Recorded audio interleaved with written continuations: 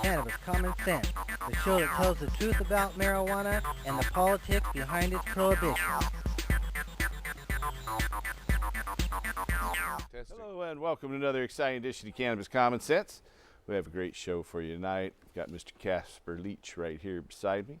We'll be taking your phone calls and questions about ending adult marijuana prohibition, restoring industrial hemp, and helping medical marijuana patients here shortly after our newscast and some music by Mr. John Cornett. How are you doing tonight, John? I'm doing excellent, Paul. Thank you very much. Good to be here. Great. We have some hemp news stories, and we have our big global marijuana march here. It's happening in over 300 cities around the world. We're fortunate here in Portland that Congressman Earl Blumenauer will be giving a keynote speech immediately after the march. So we hope you'll come down to Pioneer Courthouse Square if you're here in the Portland area tomorrow at about 11:30. We'll start the march right at high noon. It's about a 30-minute stroll. For those of you who can't make it all the way, we have a biodiesel-powered bus immediately at the end of the march, so you can always jump back there. And so if you're not here in Portland, the marijuana marches all around the world. So just go look for Global Marijuana March. There's probably one in your city. We are going to come back with our hemp news segment right after we bring on our infamous Dancing Cannabis Leaves. I feel the force.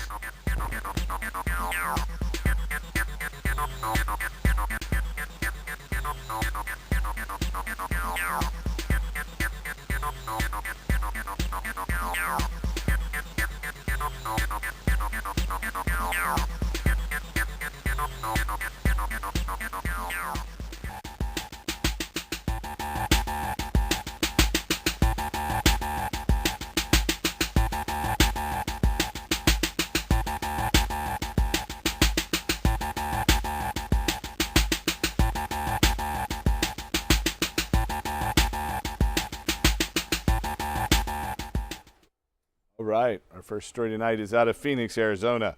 The Arizona Supreme Court has ruled against a 1990 state law that classified the presence of inert THC metabolites in blood or urine as a per se traffic safety violation.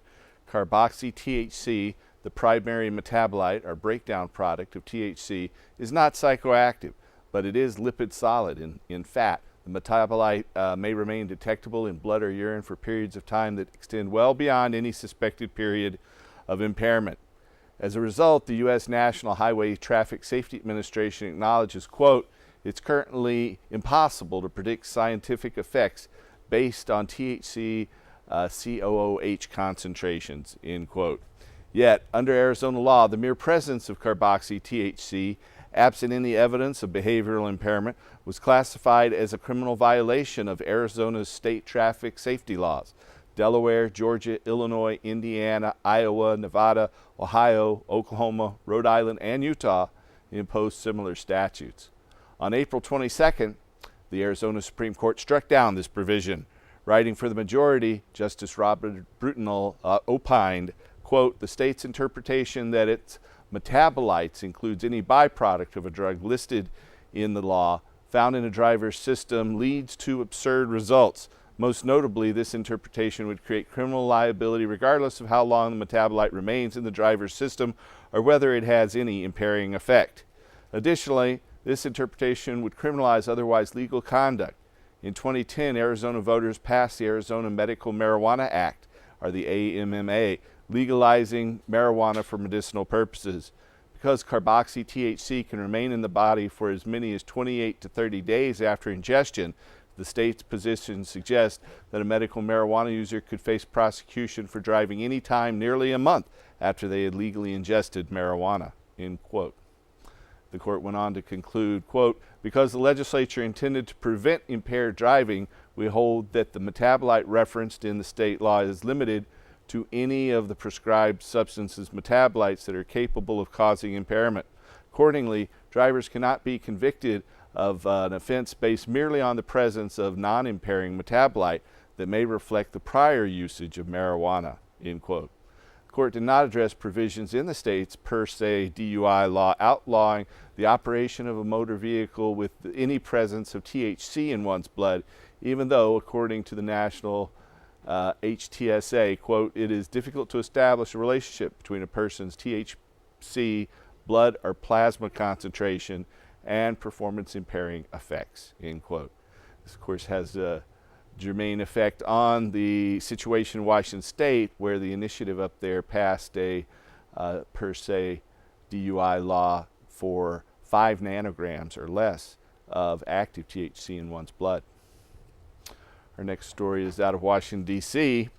Though the U.S. has less than 5% of the world's population and nearly 25% of the people behind bars, seems the drug war has fueled a prison explosion. A groundbreaking report released on Wednesday by the National Research Council, the principal operating arm of the National Academy of Sciences, documents the unprecedented and costly price of U.S. incarceration rates. With less than 5% of the world's population, but nearly 25% of the world's prisoners, the United States continues to rank first among nations in both prison and jail populations and per capita arrest rates. As the report points out, this unprecedented rate of incarceration is a relatively new phenomenon in the United States. America's prison population exploded largely as a result of the failed drug war policies of the last 40 years. The report, commissioned by the National Institute of Justice and the MacArthur Foundation, documents how the drug war has contributed to the skyrocketing U.S. prison population and the staggering costs associated with mass incarceration. The report points out that U.S. incarceration rates are 5 to 10 times higher than rates in Western Europe and other major democracies. The report also documents the staggering racial disparities in drug enforcement and incarceration.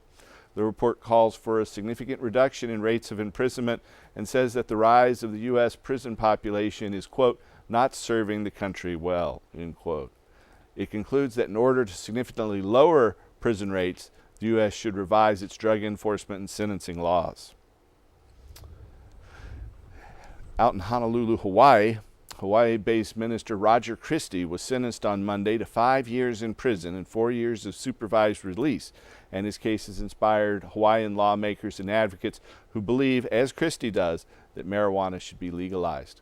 Christie, who's 64 now, has been held for almost 4 years so far in Hawaii's federal detention center without bail or trial on charges related to growing and distributing marijuana.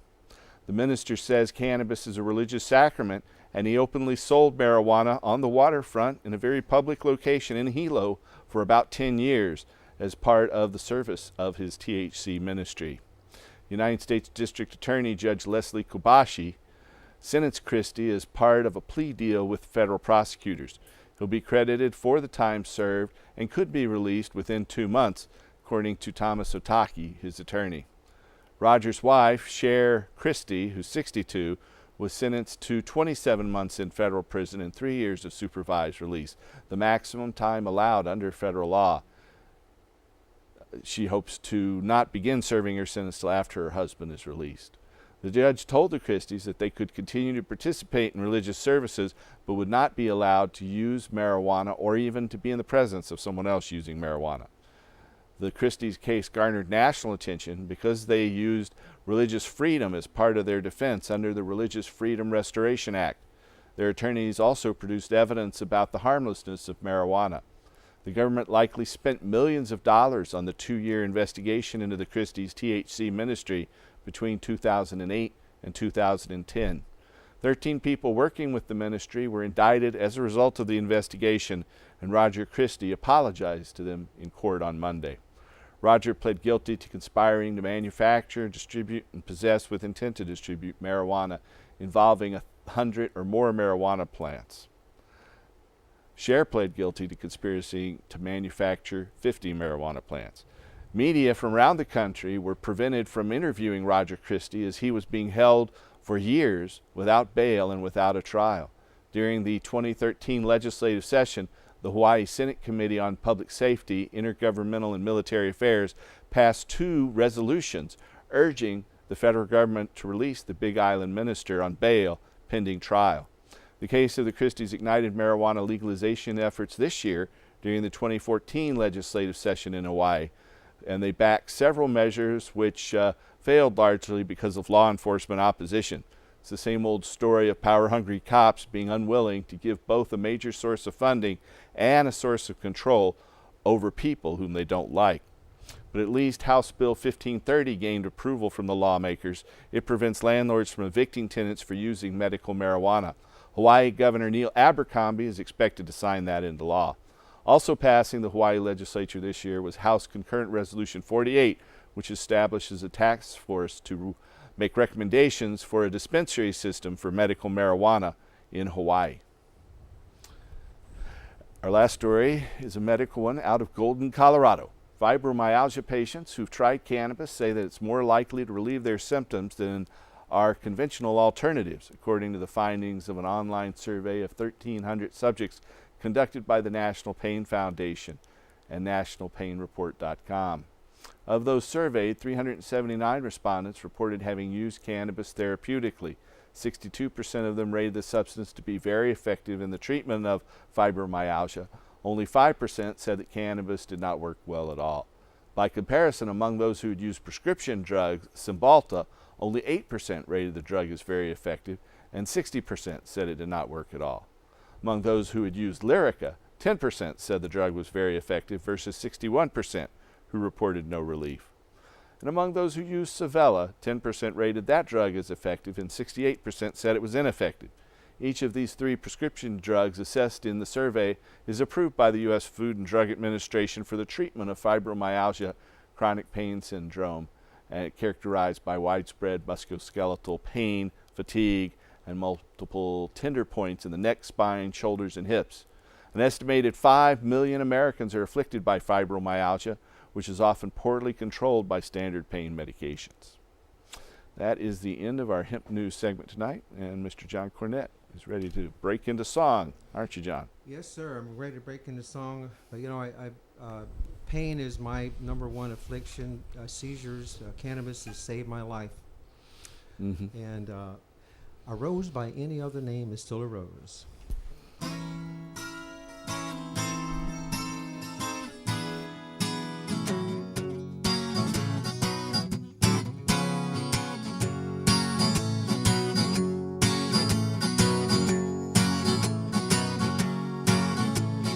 Ganja,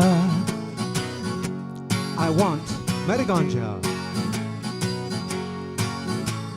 Ganja, I want to grow Metaganja. Stick it in the ground, water it down, Metaganja. Woohoo! Ganja, I want Metaganja. Ganja, I want to share Metaganja.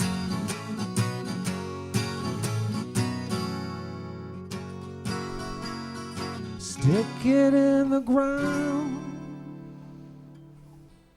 water it down, Metaganja. Woohoo!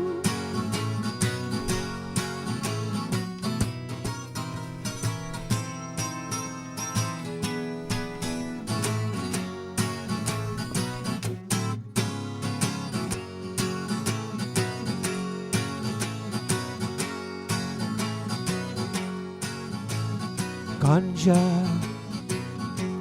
I like Metaganja. Ganja, I like to share Metaganja.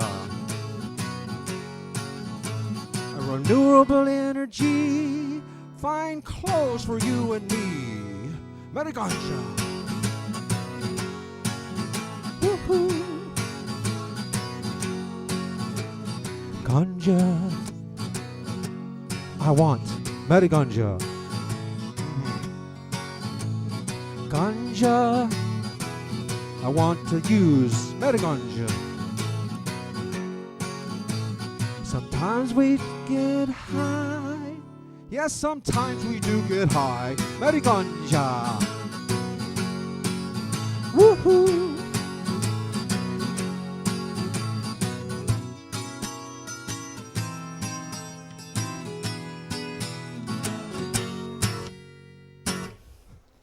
All right.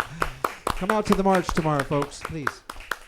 All right. That is Mr. John Credette. Welcome, Casper. Thank you. Welcome, viewers. If you have a question or comment for us tonight, you can give us a call at 503-288-4442. We'll be taking your calls about ending marijuana prohibition, restoring industrial hemp, and helping medical marijuana patients. John will be back at the end of the show with another song in closing. Did you notice those graphics that they got this week? We got new graphics. They look beautiful. I didn't notice, but good. Yes. Good. Very nice. New graphics are always good. Got a great team of people that work with us around here. Yep, it's an all-volunteer show, so we're fortunate to have them. How has your week been going, Casper? Busy. Busy, and I know you're running your radio network. Yes. And so you've got shows in several languages. How many hosts do you have now? 22 hosts, and today we did one in French from Paris, and the host of the show is leading in the polls in whatever election he's running in. I see, and I can't pronounce his name. My French is not good at all. And Michael Krawitz, who brought him to the network, can't pronounce his name. And Michael hung out with him for 2 weeks while he was at the UN meetings over in Venice, so I don't feel so bad. And then we got Mike Bafari, who does them in Spanish a couple of times a week, and we're going to be adding German and Japanese. And we got a lot of English. And speaking of English, we got Steve Danks out of England, where our mother tongue derived. I think that's where it derived. There might have even been, I don't know, the aliens might have given us that in the book when they left us here. And then we've got a couple of people out of Canada come on board, and we got somebody out of Portland right here doing a grow show. We got Wolf Siegel on every Wednesday night, and then we got comedy on in the evening. So make it a point to tune in for lots of great programming at timeforhemp.com.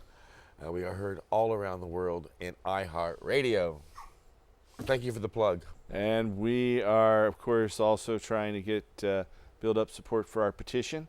We're happy to announce that come May 12th, we'll have 20 billboards, about 15 of them here in the Portland area, and 5 more throughout the rest of the state. And so be on the lookout for those. We'll be talking about them a little bit more.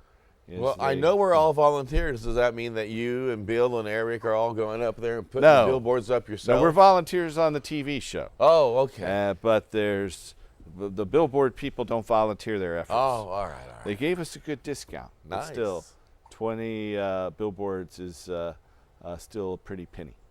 But we do have a phone call. Welcome to the show, caller. Hi. I just wanted to ask about how the possession of marijuana would affect your Section 8 housing, because it's a federal program, and also if it's legalized. Are you talking about in the medical state, marijuana? It could be anything.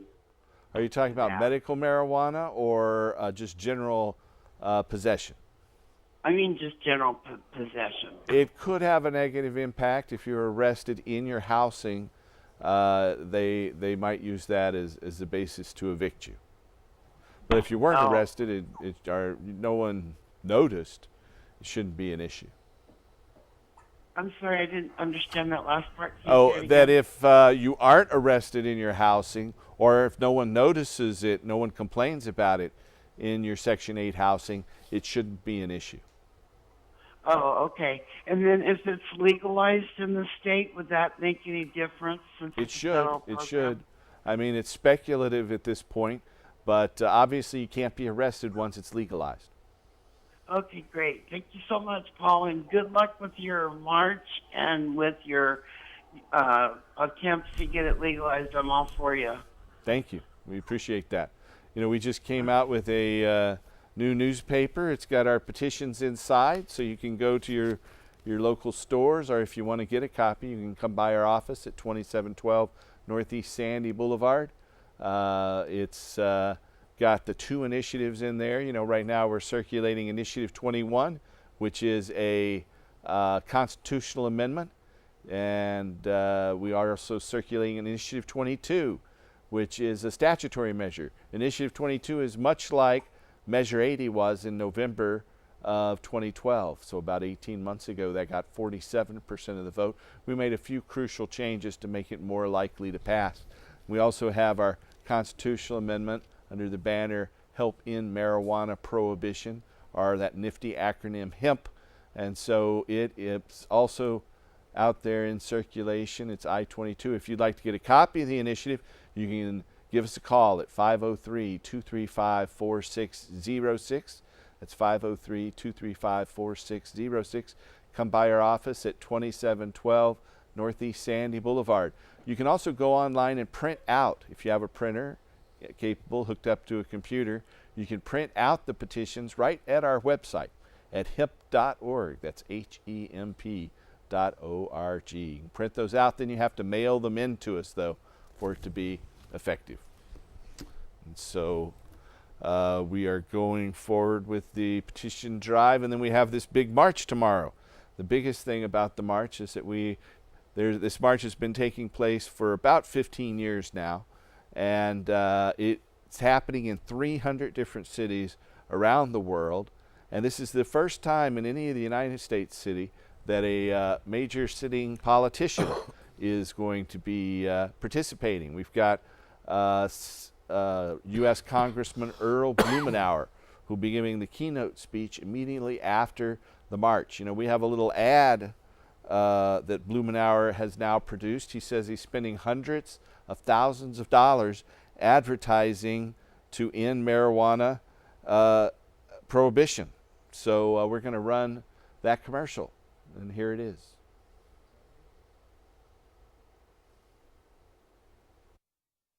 Our marijuana laws don't work and cost the government billions. Let states set their own laws, tax it, use the money to fund education, and let the police focus on real drug abuse. I'm Earl Blumenauer, and I approve this message because it's time. Well, we agree. Of course, I thought it was time in November of 2012, and 47% of the voters in this state agreed. But we think there's been a rapid shift in voter beliefs now. We think we'll get significantly more than that. So time will tell. He reminds me a little bit of Wally Cox, the guy who did the voice for Underdog. Okay. The comedian from back in the 60s. Uh-huh. I remember Underdog. Okay. I don't remember Wally Cox so much, but I guess I heard his voice when I was a kid. Yeah. But, you know, Earl Blumenauer appeared last Sunday on the local TV show Your Voice, Your Vote. And we're going to run a little segment of that video here. It's about a 9-minute video, so we're not going to run the whole thing in this show, but we'll probably run some more of it next week.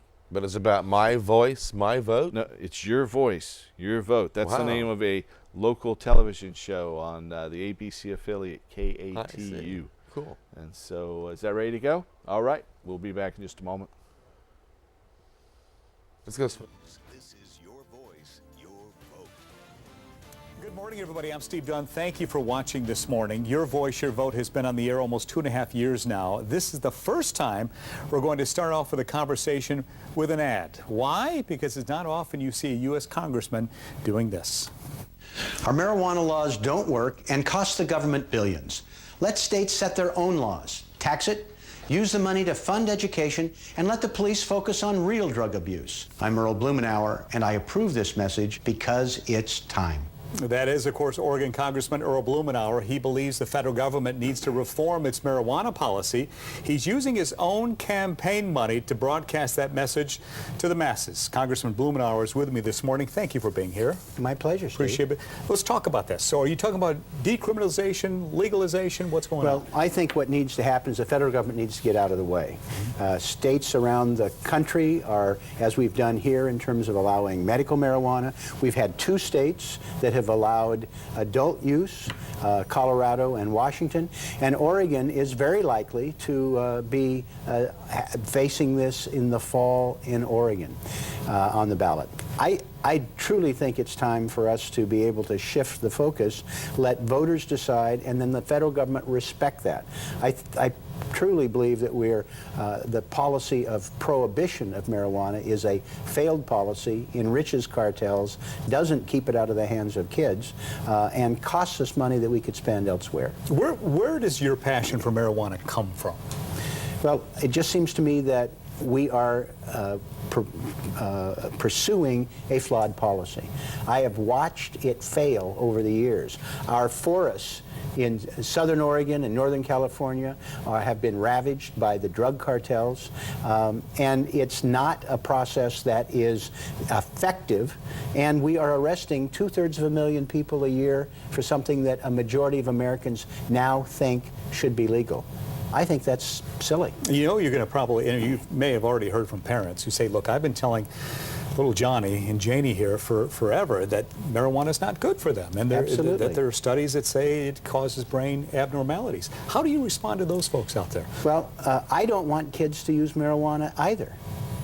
But right now, I have not had a parent look me in the eye and say that it is harder for their kid to get a marijuana joint than a 6-pack of beer.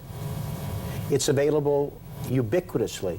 And we have a policy that is hypocritical. Federal drug law says that marijuana is more dangerous than methamphetamines or cocaine. And that is false. So how do we expect kids to take us seriously if the federal law is a lie and we're not dealing with effective enforcement and we're forcing it all underground? I think we get real, we do the research, we work to keep it out of the hands of kids, and we don't pretend something that's not true. That's why I think people have a difficult time accepting the rhetoric of the federal drug officials when they can't be honest with the American people. You're spending your own campaign money for these ads. How much money are you spending on that?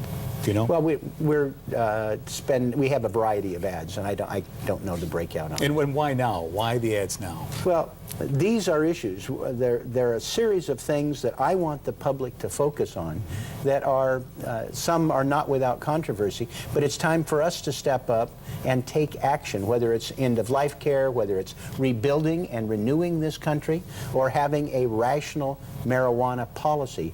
These are things that we shouldn't kick the can down the road, and if we address it directly, I think we'll be better off. We'll save money, and we'll have more effective laws for what we do care about. Are these ads running nationally as well? There's some that are online, but the media that we've bought for television is all here in the Portland metropolitan area, including KATU. Hopefully all K2, this Congressman. We took the Congressman's ad to downtown Portland to get reaction. Listen to this. People are going to do what they want to do. I think if the government can try and skim a little bit off of that to pay for our roads and our schools, great. A huge problem with street drugs is they tend to be cut with stuff that's not safe. So there has to be a priority on safety, not just focusing on tax revenue. I mean, it makes people happy and it gives money to places that need it, so why not? Portland, of course, more liberal. We know that than other parts of the state, so not surprising that most of the people we interviewed agreed with you. But what kind of reaction do you think you'll get from the rest of the state? Well, actually, we are finding that on a national basis, attitudes are changing, and there are a lot of people who have sort of a live and let live philosophy in terms of they don't want the federal government interfering. There are some very conservative people in Congress that have joined us on bipartisan legislation for marijuana reform. I think we're going to find, if it's on the ballot this fall, that the votes are going to break out in ways that are a little unusual. It's not a simple red, blue, Republican, Democrat, conservative, liberal. There are lots of people who are more of a libertarian orientation, very conservative on some things, but think, get the federal government out of this. When you decide to do something like this, do you run it past, say, the Obama administration, say, here's what I'm going to do? How does this work? No, I mean, these are things that these are a variety of issues that I care about, that my constituents care about, and that I think are important for us to focus on. In fact, I have been pushing the Obama administration to try and make some changes that they have under their control. For instance, under the crazy system we have now, hundreds of perfectly legal marijuana businesses in Colorado, Washington, or medical marijuana, where it's legal in 21 states, have to be all cash business? Well, you know, if you care about money laundering, if you care about theft, if you care about tax evasion, forcing people to pay their bills with shopping bags full of $20 bills, is ludicrous. So we're pushing back on the administration, but these are things that I think are important for Oregon. You know, Governor Kitzhaber said he hears the drumbeat of marijuana legalization coming down the road. But there are those out there who say, you know, we don't need more intoxicated drivers on the road who've been smoking pot when it becomes legal. How do you respond to that? Well, there are millions of people who are smoking marijuana right now. So the notion that there aren't people on the road, I think, is false. But if we are able to have a rational system where we're not, where we can focus on areas of abuse and danger, and impaired driving is one of them, and focus on that rather than arresting people for something that the majority of Americans think should be legal in the first place, we'll be able to set our priorities. And I do think we need to do research, we need to do education, we need to be honest with the American people. That is how we have cut cigarette smoking by 2/3. We didn't arrest people, we didn't lock them up, we had public education, research, we worked on having safer products, and we worked with our children and public health people. We need to do the same thing, I think, with marijuana. Oregon voters will most likely have several initiatives regarding marijuana legalization on the ballot. They turned down previous attempts. Is this the year, do you believe, Congressman, that it will indeed pass in the state of Oregon? Well, there's one proposal in particular that has had a great deal of thought and consideration. It's modeled on what successfully passed in Washington and Colorado. I personally feel that if we had either of those two ballot measures on the ballot in Oregon 2 years ago, that they would have passed. And so I think this is a much more realistic effort, and it has, I think, an excellent chance of being approved. Are you hearing anything from your constituents at all about this? I have, since I've been working on the national level to try and fix some of the federal laws, I've been getting some feedback. I mean, there are some people who raise questions that are legitimate questions that we need to examine. But in the main, most people think, well, it's time to change, or that they personally are thinking about it. So this is going to be very much on people's minds this year. All right, that was an excerpt from KATU, Portland's Channel 2 ABC affiliates Sunday morning show, Your Voice, Your Vote. So I love that guy. Yeah, he's doing good work. You know, he's leading the charge in Washington, D.C. right now, along with Jared Paulus of Colorado and Steve Cohen of Tennessee in the United States Congress. But he's really taken the lead, along with those two other folks, in terms of changing the federal marijuana laws. And so it's good to have someone there that can question people like the head of the Drug Enforcement Administration and other people to represent our interests. Well, he does a good job as well at pointing out how insane and nutty the policies are, and he does it in a very straightforward manner, like this not being able to have businesses have bank accounts. That's one example. That's kind of nutty. That's silly. You're telling people, open up small businesses, generate the economy, go ahead and prosper, but golly, keep your money, gee, I don't know, in cash. We don't want to put in the bank. Go ahead, evade your taxes. Go ahead, create an underground market. And, well, yeah.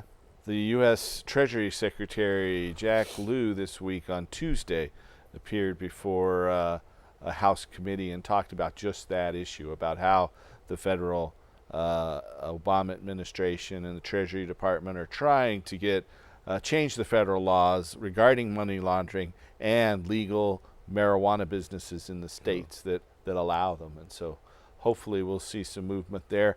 I can tell you that what happens is that the bank just sends you a letter and says, we're closing your bank accounts, and they won't tell you why. They say when you sign your account agreement, when you open the bank, you give them permission to close your bank account for any reason, and they don't have to tell you the reason why. It's kind of like being in the twilight zone, is what I recall telling one banker at one point. But it's the way it is, and so they've been doing that to businesses around the country for about 7 years now.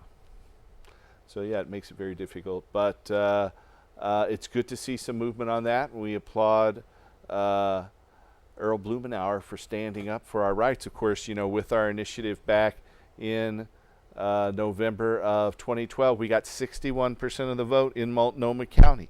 So that's his district. He knows which side of the bread is buttered, and so he's come down on something he knows we've demonstrated we have strong support for. Well, and he's going to be in our march tomorrow. We have the Global Marijuana March tomorrow.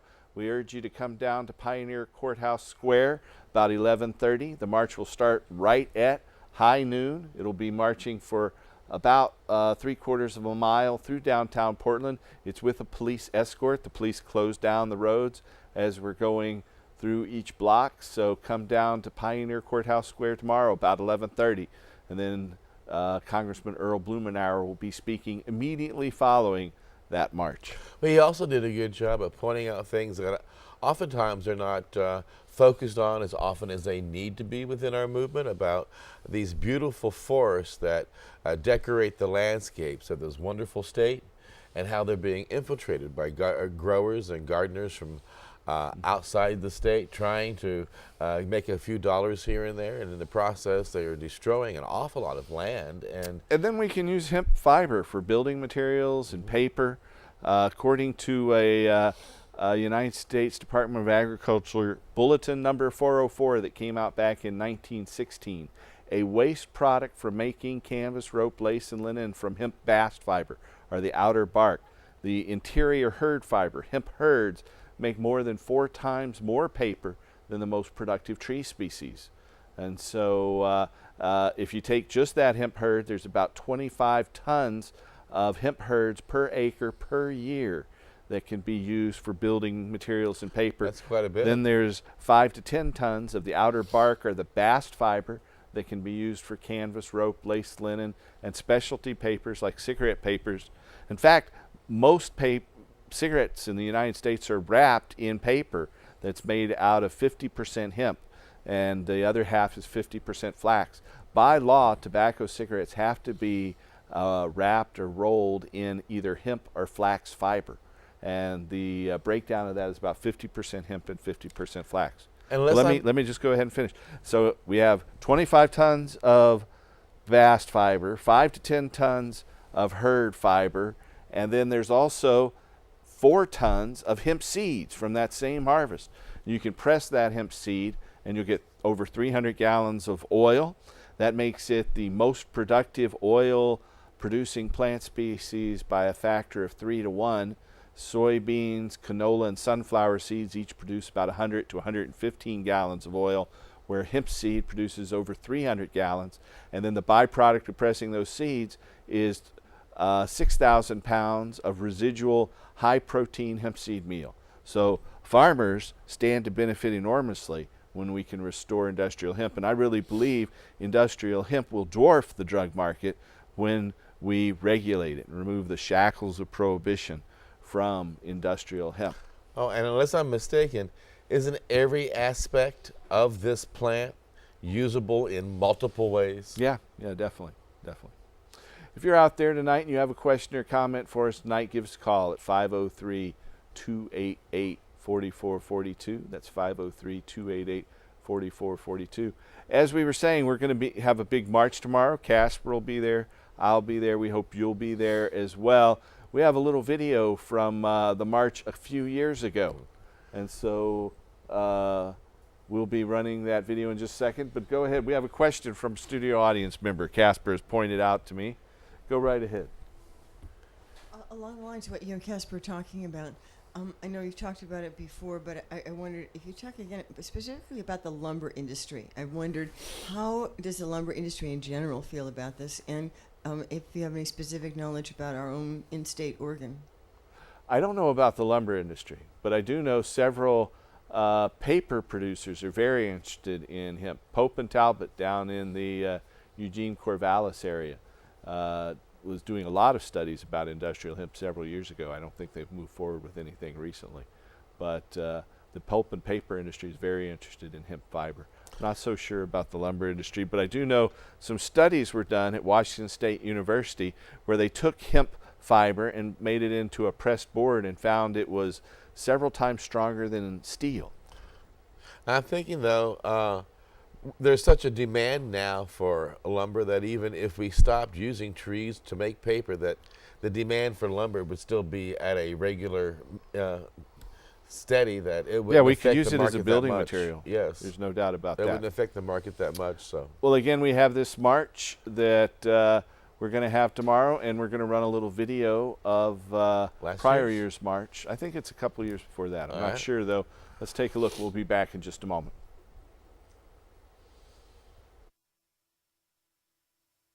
Join with us and make a big old scene, because if we're all together, we're really loud and they can't ignore us any longer. It takes everybody here to go out there and to make a difference. Talk to your legislatures, because now they're going to be running for office. They're going to be coming asking you for your vote. And that's, they want your vote, so you're going to have to ask them, where do they stand on cannabis, right? So ask them, how do they stand, where do they stand with cannabis? They're not going to stop us. They're just going to incarcerate us, and it needs to end yesterday.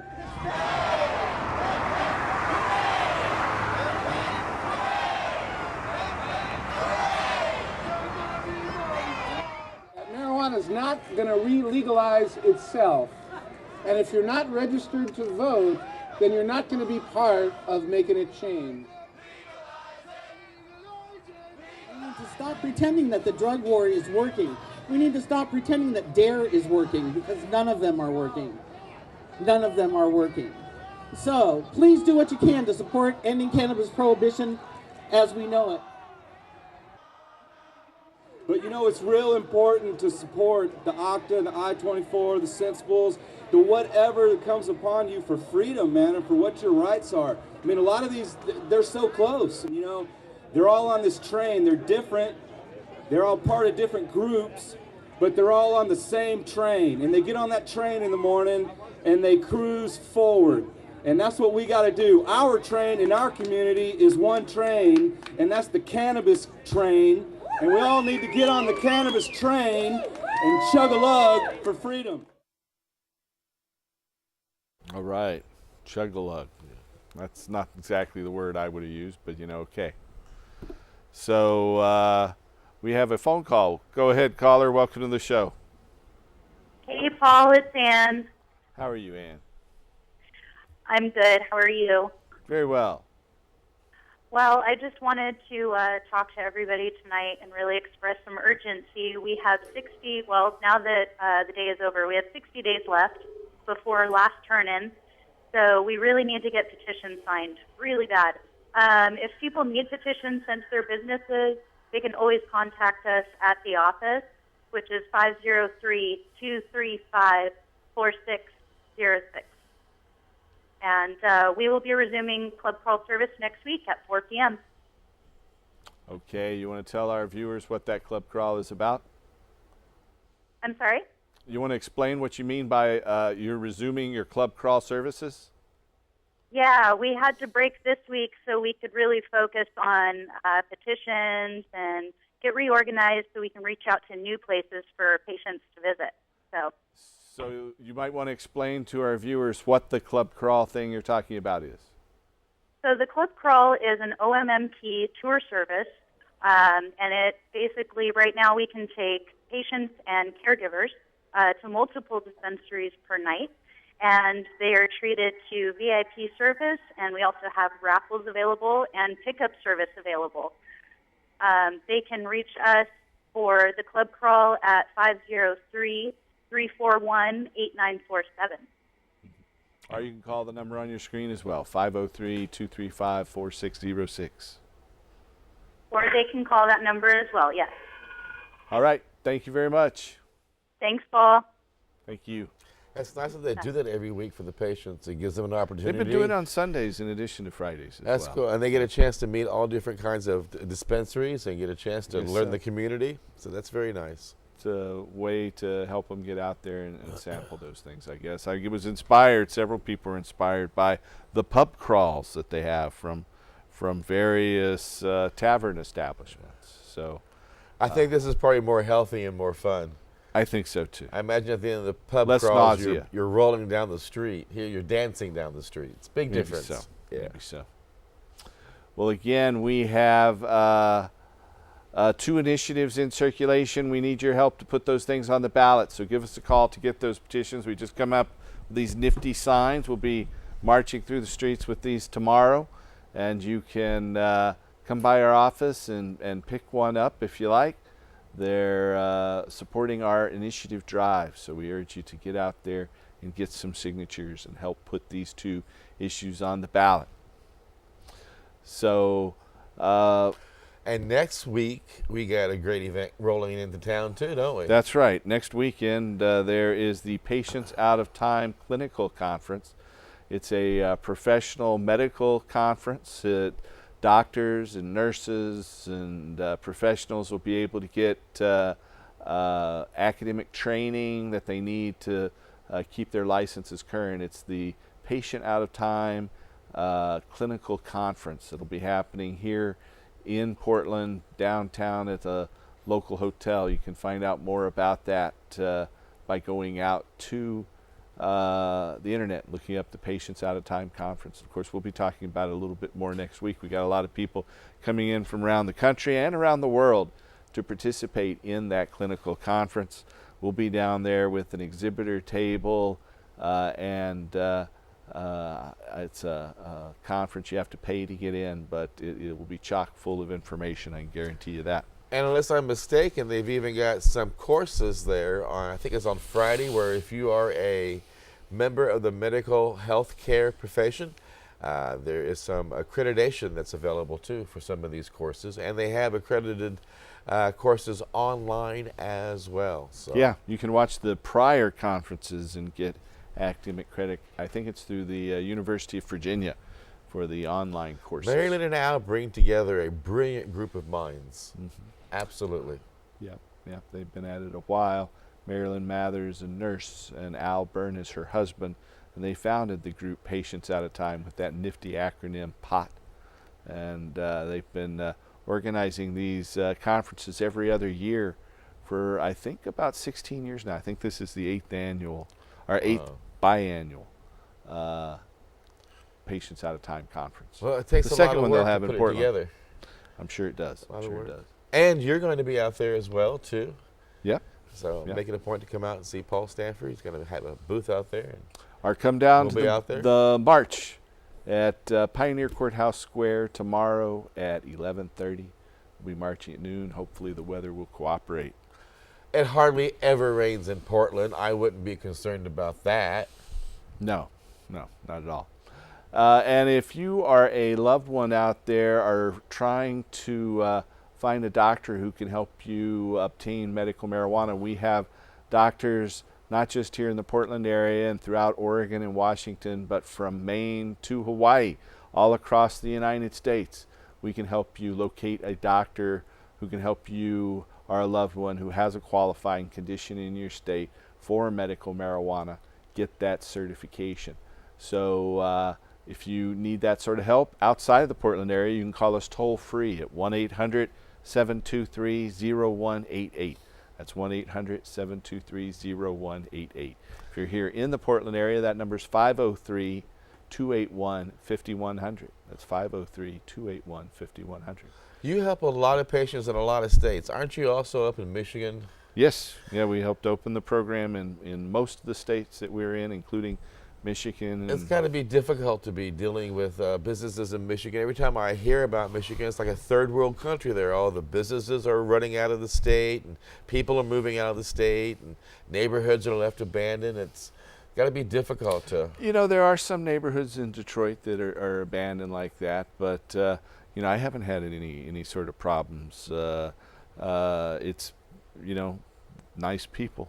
By and large, there are a lot of people from Michigan that move here to Oregon, in fact. Well, I keep thinking if that state were to end prohibition just alone and become an industrial hemp leader, good golly, Miss Molly, wouldn't that turn all those problems around and bring a lot of businesses and a lot of cash flow into their state? It certainly would help. It certainly would help. Yeah. And I know that their businesses have been thriving, then closed down by the state with crackdowns, then thriving again as they open back up. So there's been a process in Michigan, as there is in most states. And so, again, if you need help finding a physician who can help you with medical marijuana, we'd be happy to help. Just give us a call here in Portland at 503-281-5100. If you're out in Michigan, you might want to try the toll-free number to call through. Neil Franklin was on our show Thursday, and he had a great suggestion. Those people Now, Neil Franklin, explain to our audience who Neil Neil Franklin Franklin is the director of LEAP, Law Enforcement Against Prohibition. and a former LEAPCs. lieutenant in the Maryland State Police. Lost a friend of his in the drug war. And go to leap.cc to check them out. And he commented that, you know, what my daddy used to say is the same thing, you know, vote with your dollars. And Neil suggested that maybe we should move everybody who loves the marijuana movement and the industry and want to see it happen and thrive and grow, move them to Oregon and Washington and Colorado and other places. Well, I think that's happening. So I think there are a lot of people, especially families that have to face problems for medical marijuana with some loved one in their family. That's got to be hard to deal with. You got somebody sick, and then on top of that, you're making a major move from one state to another and finding new jobs and new schools and getting relocated just so that the ones you love can be healthy. Well, it's something that's necessary, and fortunately, several states now allow it. You know, in addition to our attempted vote here in Oregon, on the same day, November this year, the state of Alaska will also be voting on legalizing and ending marijuana prohibition. And the state of Florida is going to be voting on adding medical marijuana. So right now we have 21 medical marijuana states. And ironically, the District of Columbia, Washington, D.C. also has medical marijuana. But it looks like we'll be adding a 22nd state with the state of Florida come November. It's so ironic to know that in D.C. it's legal. So as they go from their house in the morning to their offices and plan how they're going to raid medical marijuana dispensaries and patients all across the country, these DEA agents and Justice Department officials drive right by legal medical marijuana dispensaries, maybe even stop at one on their way to work. Yeah, I know one of them has a view of the United States Capitol. Nice. Right down the block, so they can see it right out their window. So the times are changing, and fortunately we have a good Congress critter here in Portland in Earl Blumenauer, who is helping lead the change and charge in Washington, D.C., and he'll be here in Portland tomorrow at our Global Marijuana March. So again, as we come down to our closing minutes, I'd like to remind you to come on down to Pioneer Courthouse Square tomorrow at high noon, and we want to see you at about 11:30. The march will start sharply at noon. After the march, Earl Blumenauer will be giving a keynote speech probably around 12:30 or 12:40. So there is the poster, and we hope you're going to get involved. So what's your coming week like, Casper? Hectic and busy, just really hectic and busy. I'm just. You're going to be ready for the Patient Out of Time conference? Well, I'm going to have to be. I mean, I got to figure out how to run the board and run the network and still be there. Easier said than done. Yes, it is. So, just really swamped. That's all I can say right now. I'm just overwhelmed. Okay. Well. We are about out of time. So you're going to be playing tomorrow, playing some music at our march, John? As you wish, yes, sir. Yeah. I'm just going to show up with my body and my get fiddle and my walking shoes. Uh-huh. I think we've got you on the schedule there to provide some musical accompaniment. I know that, and I will be there. You didn't know? Well, gee, they should have told you. That's okay. That's good. Well, they just anticipate you'll be there, as you always are. Yes, so sir. we know that. So we hope to see you down there. And again, that's at Pioneer Courthouse Square, right at about 11:30. The march will go off at noon. And Congressman Earl Blumenauer will be talking at about 12:30. So we hope to see you down at Pioneer Courthouse Square. Again, we want to get you involved in our initiative campaign. So call us to get our petitions. You can call us at 503-235-4606. That's 503-235-4606. You can come down to our office at 2712 Northeast Sandy Boulevard. If you call us, we will mail you those petitions. Or if you want to print out the single petition sheet, just a single signature sheet, and mail it or bring it in to us, You can do that at our website. The easiest one to remember is hemp.org, HEMP.org. Is there anything you'd like to say in closing, Casper? It is important to get involved. As long as you're sitting there wondering who's going to make the world a better place, eating your Twinkies and watching Lucy reruns, you are part of the problem. Put one foot in front of the other, get out that door, and let everybody know that prohibition must end, and it really is. Time for hemp and cannabis common sense. All right, I want to thank you folks for watching. We're going to go out on some songs by Mr. John Cornett. Thanks for watching. Come down to our march. Tune in next week and help us restore hemp. Huh.